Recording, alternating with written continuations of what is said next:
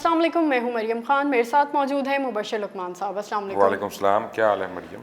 अल्हम्दुलिल्लाह बिल्कुल ठीक। आज जो है बहुत अच्छी अच्छी खबरें हैं हमारे पास। सबसे पहले खबर है कि बीआरटी मंसूबे का इफ्तिताह हो गया। इमरान खान ने शुक्र खुद है।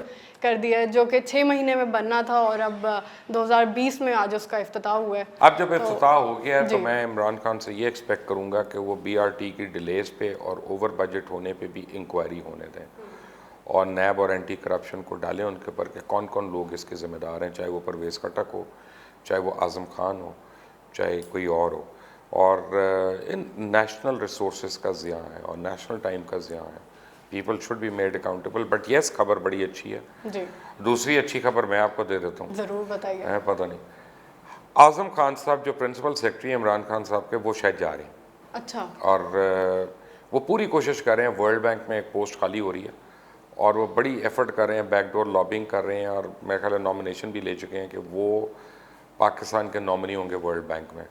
तो सब कुछ कर कर आगे 2 साल जो हमें अपना उन्होंने लॉकडाउन में रखना था वो कर लिया। अब उसके बाद वो वर्ल्ड बैंक के लिए प्रवास करने को तैयार है।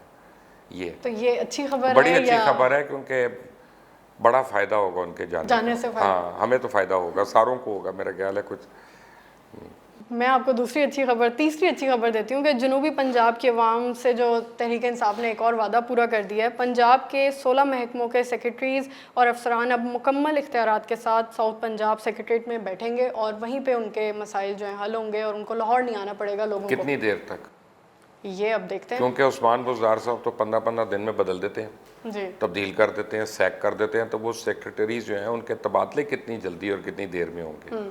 अगर तो वो उन्होंने ज़्यादा अरसा नहीं रहना वहाँ पे तो वो काम कैसे होगा?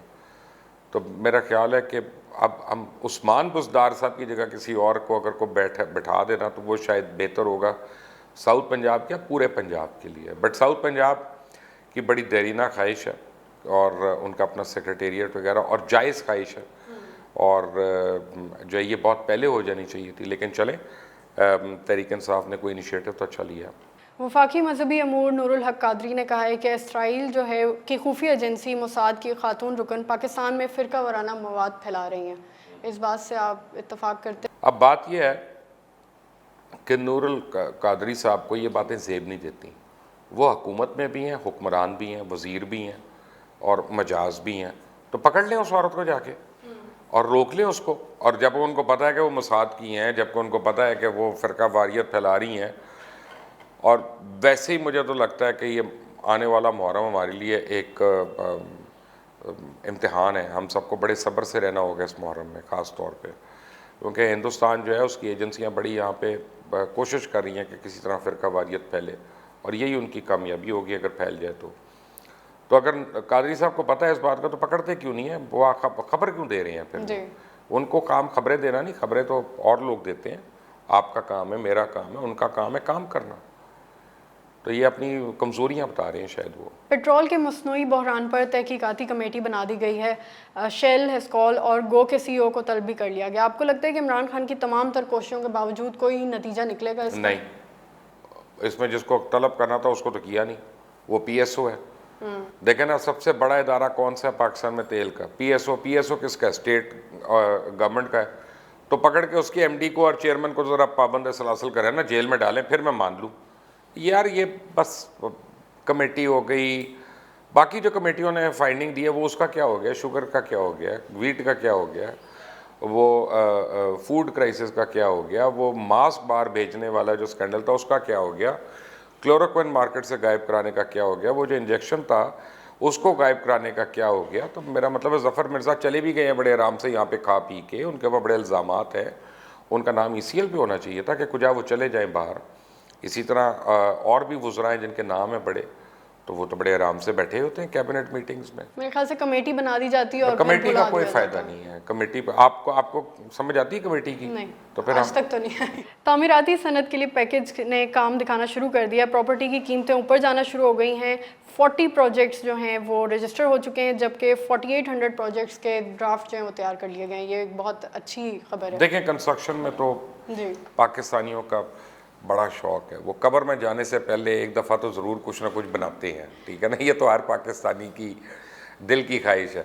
अच्छा, गोरे जो है ना वो क्या करते हैं कि वो आखिरी 15-20 साल में अपना घर वर बेच देते हैं और वो वर्ल्ड टूर करते हैं, कोई निकल Travel जाते हैं, कोई बस में बैठ जाते हैं, कोई यॉट में बैठ जाता है, वो ज़िंदगी इंजॉय करते हैं।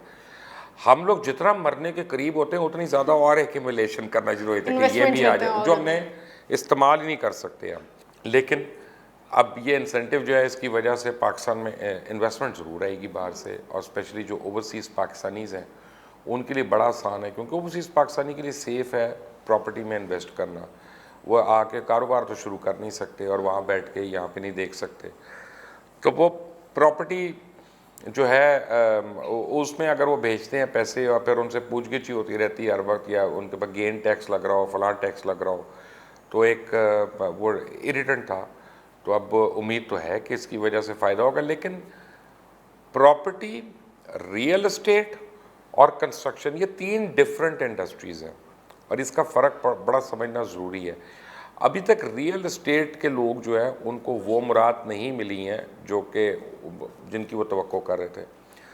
कंस्ट्रक्शन जो है ना वो डायरेक्टली लिंक्ड है रियल एस्टेट से। जब तक रियल एस्टेट वाले फुली इन्वॉल्व नहीं होंगे, कंस्ट्रक्शन जो है इंडिविजुअल तो कर लेगा, आप तो शुरू कर देंगे अपना घर, कोई और तो शुरू कर लेगा, लेकिन एक जो होता है ना सोसाइटी शुरू होना पूरी, जिसमें बिजनेसेस जो होता है वो बड़ा कम है अभी भी, वो इतना ज़्यादा नहीं है। सुप्रीम कोर्ट ने आज जीआईडीसी केस में 417 अरब रुपए हुकूमत को वापस करने का हुक्म दिया है, जबकि हुकूमत ने ये एक ऑर्डिनेंस के तहत इन पैसों को माफ़ कर दिया था। तो ये हमें सुप्रीम कोर्ट का शुक्रिया अदा करना चाहिए कि उन्होंने पैसे वापस। सुप्रीम कोर्ट का शुक्रिया अदा करना चाहिए। सुप्रीम कोर्ट ने तो सिंध गवर्नमेंट के मुतल्लिक भी चुका है, वो हमारे लिए एक मसले राह होनी चाहिए, लेकिन उस पर कोई बात ही नहीं कर रहा। और उन्होंने बिल्कुल एक्सपोज करके रख दिया सिंध गवर्नमेंट को, और इतने सख्त अल्फाज में किया है कि उसके बाद तो इन सारों को खुद छलांग मार के अपने आप को कहीं छुपा लेना चाहिए। लेकिन खैर शर्म तो नहीं आएगी इनको। अब दूसरी बात यह है कि ये अवाम का पैसा था, गैस कंपनीज ने जो टैक्स की मद में सरचार्ज किया होता, हुकूमत पता नहीं कैसे माफ़ करी थी उनको। ये वही माफियाज हैं जो हुकूमत के इर्द गिर्द हैं, हुकूमत के अंदर हैं, हुकूमत के बाहर, और हर हुकूमत के। ये पीटीआई की बात नहीं हो रही, ये जो भी हुक्मरान है ना उसके इर्द गिर्द हैं, उसकी टांग से लिपटते हैं, सर तक आ जाते हैं चक्कर खाते हुए। तो अच्छा है ये जो है खुश आइंद है, एंड आई होप कि गवर्नमेंट को कुछ तो इससे सबक आ जाए। गुज़िश्ता 2 माह में 40% सीमेंट की सेल बढ़ गई है। एफबीआर का रेवेन्यू 23.4% बढ़ गया है।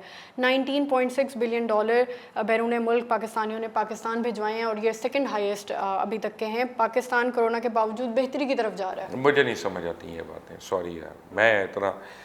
मैंने आज डॉलर 169 का जी, पाउंड जो है 221 का है, तो वो कौन से डॉलर आ रहे हैं यार यहाँ पे? मुझे समझ नहीं आती है ये बातें, ये कैसे अदाद शुमार आ रहे हैं। मैं कोई फाइनेंशियल एक्सपर्ट तो हूँ नहीं, लेकिन मुझे पता है कि अगर मैंने अपने बच्चों को बाहर तालीम दिलानी है या कुछ दिलाना है तो, या कुछ तो मुझे वो काट रहा है मुझे फॉरेन एक्सचेंज का जो है।